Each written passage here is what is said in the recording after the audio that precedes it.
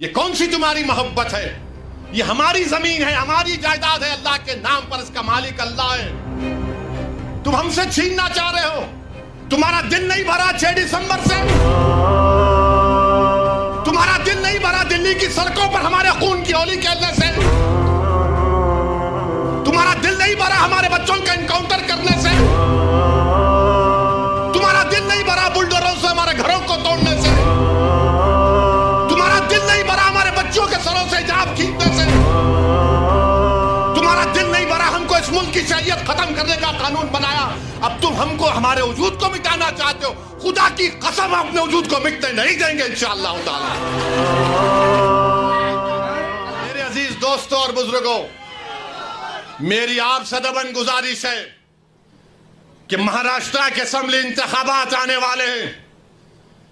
میں آپ سے اپیل کر رہا ہوں، جو لوگ وقف کی جائیدادوں کو برباد کرنے آ رہے ہیں، آپ اور ہم مل کر ان کو انشاءاللہ برباد کر دیں گے سیاسی طور پر۔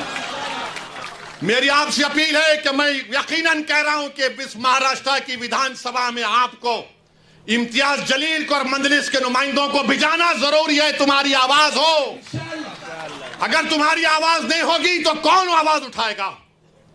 تم نہیں دیکھتے پارلیمنٹ میں کیا ہو رہا ہے؟ تم نہیں دیکھ رہے پارلیمنٹ میں کون پکار رہا ہے دیوانوں کی طرح؟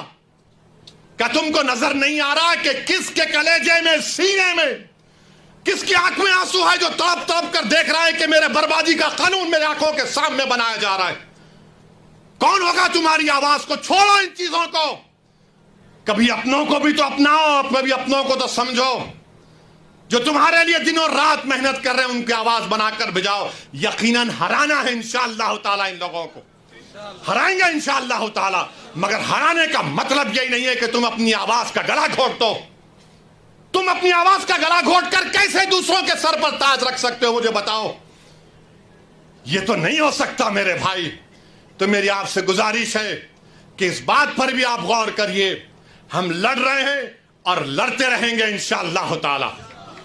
اور اگر مودی یہ قانون بناتے ہیں تو جیسا کہ پرسنل لا بورڈ نے فیصلہ لیا کہ اگر احتجاج ہوگا مودی جی تو آپ ہمارے وجود کو مٹانا چاہ رہے ہیں، بہتر یہ ہے کہ میں روڈ پر آ کر اپنے آپ کو ختم کر لوں، مگر اپنے گھر میں بیٹھ کر اپنی جائیدادوں کو چھیننا نہیں دیکھ سکتا۔ جو اللہ اس کا مالک ہے، میں گھر میں بیٹھ کر نہیں دے سکتا کہ جس کا مالک اللہ ہے اس کو جائیداد کو چھین لیا جائے۔ یہ حکومت کی ذمہ داری ہوگی۔ آپ کو اگر قانون بنانا ہے تو روزگار دو، قانون بنانا ہے تو مہیلاؤں کو بچاؤ۔ ارے کیسا ہمارا ملک ہو چکا ہے کہ اجین میں بیچ سڑک پر، فٹ پاتھ پر ایک ظالم شیطان ایک خاتون کی عصمت ریزی کر رہا ہے۔ یہ کیسا ہمارا دیش ہو گیا ہے؟ یہ گاندھی کا ملک، یہ آزاد کا ملک، امبیڈکر کا ملک، کہ وہ اس کا ویڈیو نکال رہا ہے عصمت ریزی کا۔ یہ کیسا ہمارا وطن ہو گیا ہے جب ہم نے انگریزوں سے کھندے سے کھندا ملا کر جلیانوالہ باغ میں اپنی جانوں کو دے دیا، ہم نے کالا پانی کی سزائیں ہمارے ہندو بھائیوں کے ساتھ کاٹی۔ آج ایک اشرف منیہار کو ٹرین کے ڈبے میں پیٹا جاتا ہے تو کوئی اف نہیں بولنے تیار، بچانا تو چھوڑو کوئی اف بولنے کے لیے تیار نہیں ہے۔ یاد رکھو، جب آپ اپنی لڑائی نہیں لڑیں گے کوئی تمہاری لڑائی نہیں لڑے گا۔ تمہاری لڑائی تم کو لڑنا پڑے گا۔ تم 70 سال سے سوچ سوچ کر دھوکہ کھا چکے ہو کہ کوئی اور ہماری لڑائی لڑے گا۔ نہیں میرے بھائی، تاریخ مگر نام لکھا جانا ہے تو یہ وقت ہے اپنی لڑائی لڑنے کا، یہی وقت ہے اپنے ووٹ سے اپنے نمائندوں کو اورنگ آباد سے بھجانے کا۔ تو میری آپ تمام سے گزارش ہے کہ آپ پرسنل لا بورڈ نے جو آپ کے سامنے بات کہی ہے، آپ جوائنٹ ورکنگ کمیٹی کو اپنے اعتراضات، اپنا پروٹیسٹ ای میل اور پوسٹ کے ذریعے بھیجائیے۔